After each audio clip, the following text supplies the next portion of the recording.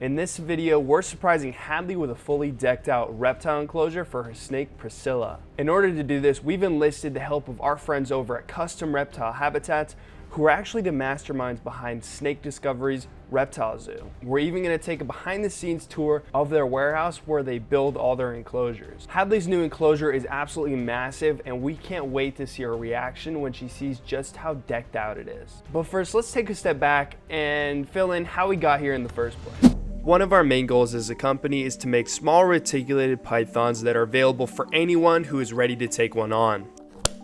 Once upon a time, owning a reticulated python meant owning a snake that had the potential to get huge. I am literally standing in front of Karma, our 20-foot python's tiny home. This is still slightly too small for her because this is actually her new enclosure, just so we can feel like we're actually taking care of her the way she deserves. Luckily, these days, you can own a dwarf or super dwarf retic, which basically just means they get a lot smaller than your average mainland reticulated python. Even though super dwarfs do get a ton smaller, they still require bigger and bigger enclosures as they grow up. And the same is true for Priscilla, Hadley's Anery Golden Child Super Dwarf. Man, Hadley's been doing a great job here, hasn't she? I think everybody loves Hadley. So this was kind of a bonus for her.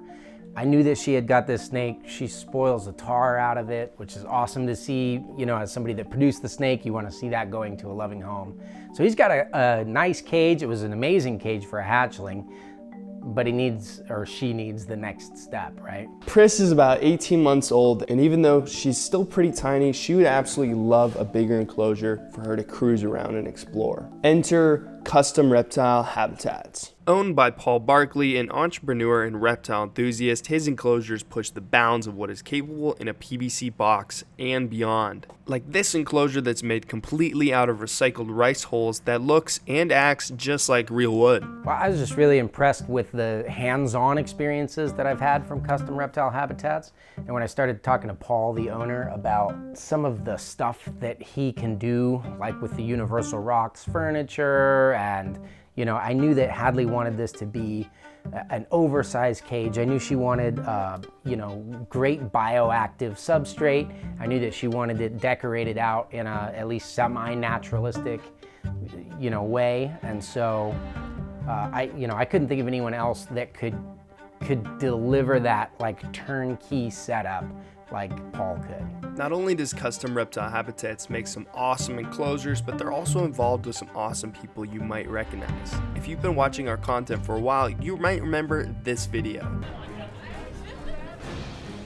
Much as I can. Literally on the dot, like to the second.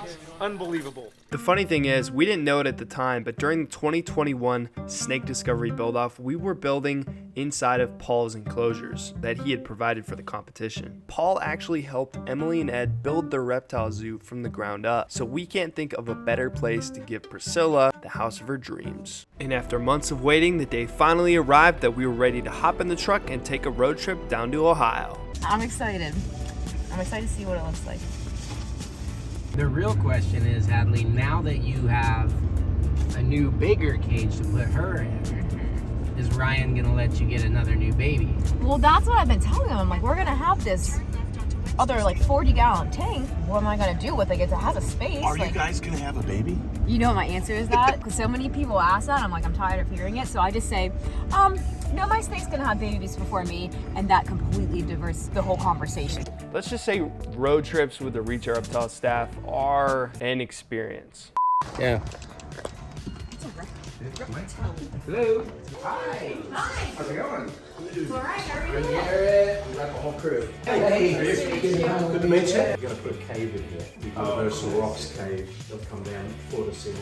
Wow, look at this. That's the first one we did a couple of years ago. It's got our chameleon in it. He's not going to jump, and we want open airflow, so why? And it's beautiful. Why close it up? Yeah. Like that. Yeah. It's so cool. He's a friendly chameleon where come over here and he just stand there and he's just like, put your hand out and he walks on your hand, and then all he wants to do is you just bring him over here, and he crawls up and he's got his little path and he goes over here again. And he'll do it 20 times in a day. He might be intimidated with all these people and that. There we go, Jane.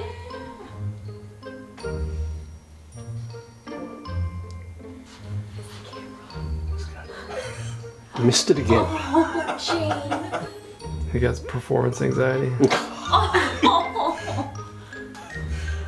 a little more stick on there. I'm pretty sure there was a bug in here somewhere.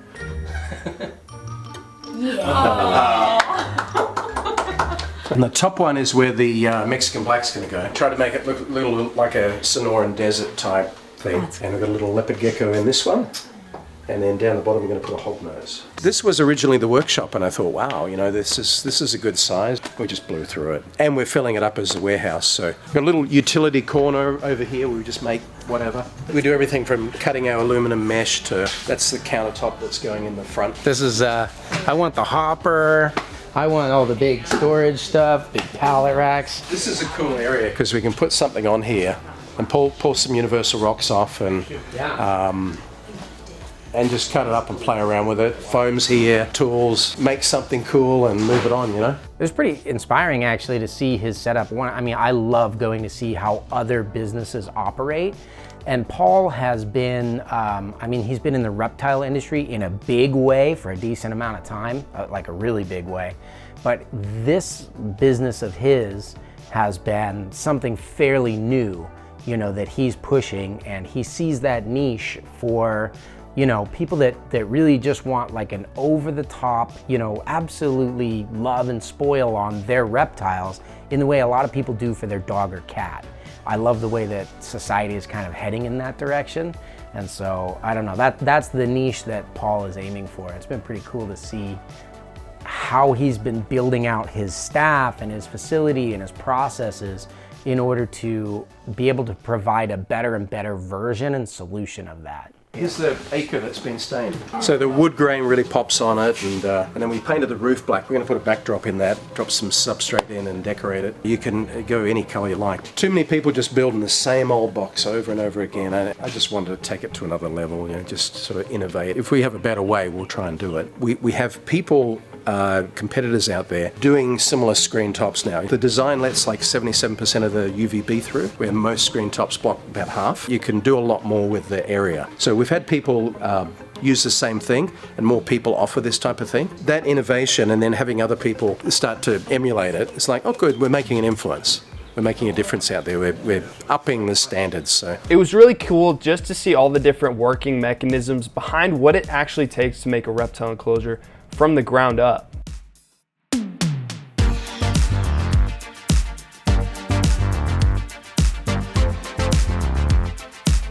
Throughout this whole facility, it's so easy to see just how passionate these guys are at doing the best job possible. From the design of their enclosures to how passionate they are about the animals, everything these guys do is high quality. After seeing all of the cool enclosures that Paul and his staff had set up in the offices, we cannot wait to see Hadley's fully decked out reptile enclosure. It was gonna be a big surprise. You're gonna run me into a wall. Wait, I'll keep you straight. This way. Follow my pressure. It's getting really late. I think we're at the end of the tunnel. I'm seeing I don't have any like sense of direction. All right, is there somebody in front of me? I can't. Oh yeah, just Thomas. Swing to. Oh, you almost got him. As soon as I said Thomas, the fist came out. All right, do I open my eyes now? We should see how long she'll keep her eyes closed. All right. Go ahead. Oh, she's gonna love this. I feel like it looks like it should be in a museum. well, this is where reptiles belong. Yeah, I love how sturdy it is with the aluminum frame on everything, you know, rather than just slapping some PVC together or whatever. Makes a huge difference. You happy with it? I'm very happy. Is this the easiest way to get it out this door?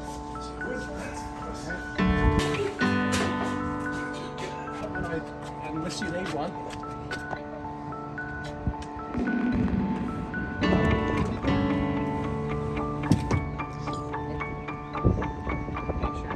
I know I personally can't wait to see what Priscilla thinks of her new enclosure. We'll make sure to give you guys a follow-up video, but enjoy this picture showing Priscilla's old enclosure versus her new enclosure featuring Hadley's cat, Kiwi. Thank you so much for watching. Stay tuned if you want to see more content like this. We love you guys. We'll see you in the next one. Peace.